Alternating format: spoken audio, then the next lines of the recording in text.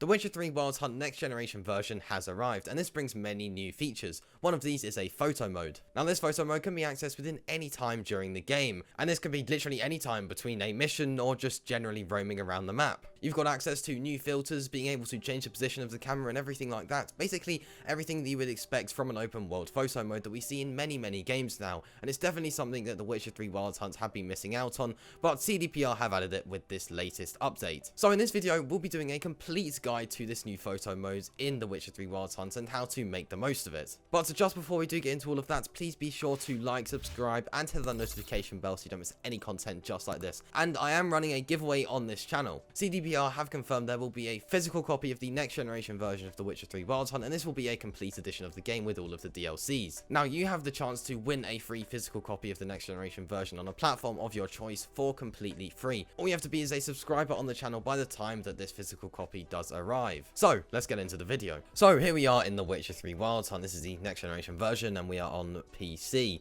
So we are able to access this photo mode if you're on a controller. You can just hit L3 and R3, L, whatever it is on Xbox, but I do know on PlayStation. It's just basically you're just tapping both of the triggers and then you'll be able to open up the photo mode. So here we are. This is the photo mode. I believe at some point this will come available on previous generation consoles. I think of all features to arrive on PlayStation 4, Xbox One, and Nintendo Switch, I'm confident this will be one of them. But yeah, here we are. So first of all, we have the camera options. So we're going to go over here and you'll notice that you are able to move the camera up and down like so. You're able to rotate the camera like this, and then of course you can move around. There's a certain distance sort of cap that you can go to. So for example, we just keep on traveling this way. Yeah, we can't go any further. But let's just go over here, and as you can see, that's not bad. You know, definitely take better photos, but this will do.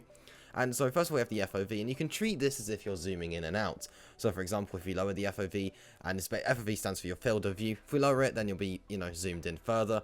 And then if we go out here, then we'll be zoomed further out.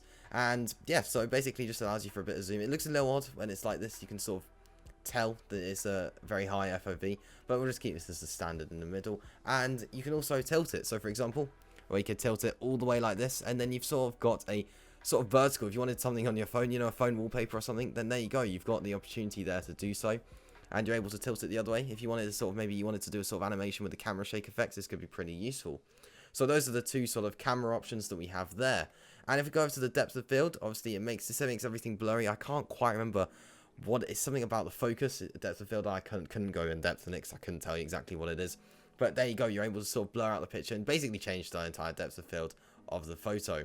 And then, of course, we've got autofocus, which will focus on certain subjects. As you can see, it's so quite hard to tell. It might be hard to tell on video, but it just slightly sharpens some objects and sort of makes some stuff slightly out of focus if you want that. It won't make much of a difference, and unless you're maybe focusing on a character, it might have a little bit of a difference, but generally this won't make too much of a difference. And then, of course, you've got the aperture, and this can be changed as well. It'll basically change the sort of movement and the sort of the way the lighting and everything is captured on a photo, I believe. But then again, don't take my word on that, since I'm not much of a camera expert. But yeah, that's about as much as I know of that. Of course, we have the focus distance, so you know that's pretty much self-explanatory. It's going to make stuff that's, you know, further away more out of focus compared to, obviously, if we lower it, then it's going to be able to change that. So there you go. These are the three options in the depth of field category that we have here. Now over here we have all of the effects. Now this is where stuff gets pretty cool. So of course we can change the exposure. This is yeah, it's going to make the colors feel way more exposed, obviously, and it's going to make it a hell of a lot brighter. And then if we dim this, you know, it's going to get really dim.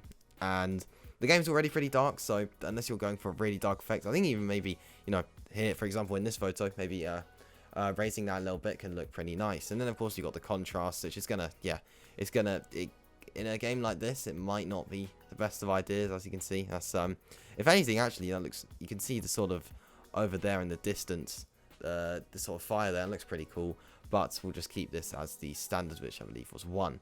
And then we've got highlights, and yeah, this won't necessarily change a lot. It's gonna sort of make some of the colors a little bit more vibrant, and it's gonna also, yeah, it will make it slightly brighter. But generally speaking, this doesn't change loads, but it will sort of highlight out some certain colors in the distance and stuff like that, if that's something you want to do there.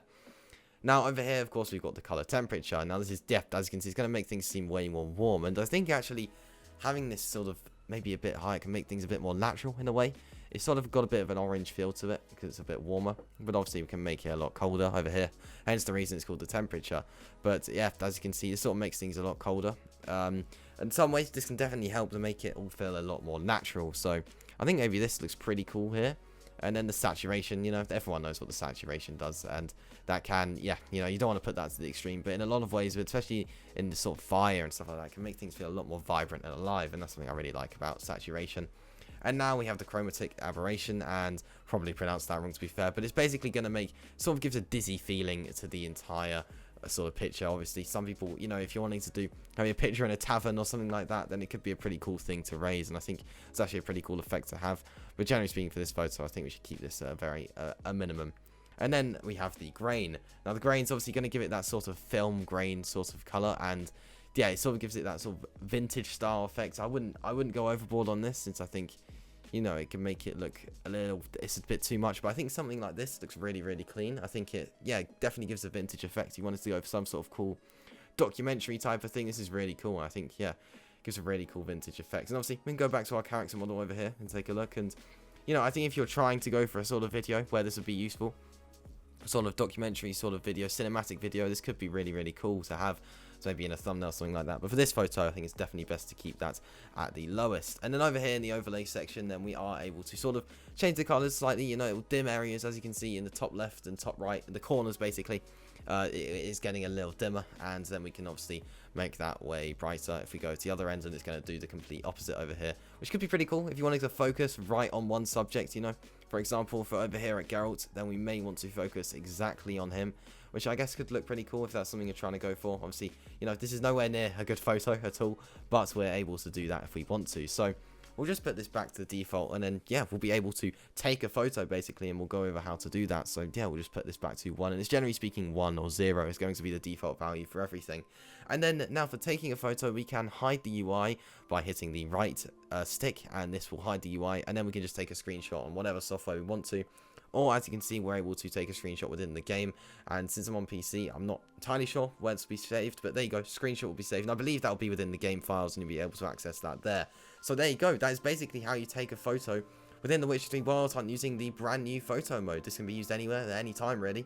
And it's really cool. You've got some great effects here and some great filters to use. And this will be really, really good for those in-game photographers that will be able to, you know, definitely make the most of this. Now, I did not put this thing to good use at all then. But as you can see, we get a pretty cool photo there. Look, as you can see, yeah, we've got a nice little overlook of the town. And that's something you're going to be able to do with this new photo mode, which I think is really, really cool to see. Now, that is basically about everything there is to know about this photo mode. It's going to, yeah, it's perfect, really. It does exactly what you need it to do. And hopefully you found this useful. So, yeah, there you go. That is this photo mode put to use. Well, there you go. That was a complete guide to the photo mode in the Witcher 3 Wild Hunt. Hopefully you now know how to use this photo mode and how to make the most of all of its filters and features. So that does just about wrap up things here. If you did enjoy this video, please be sure to like, subscribe, and hit that notification bell so you don't miss any content just like this. I'll see you in the next one. Peace.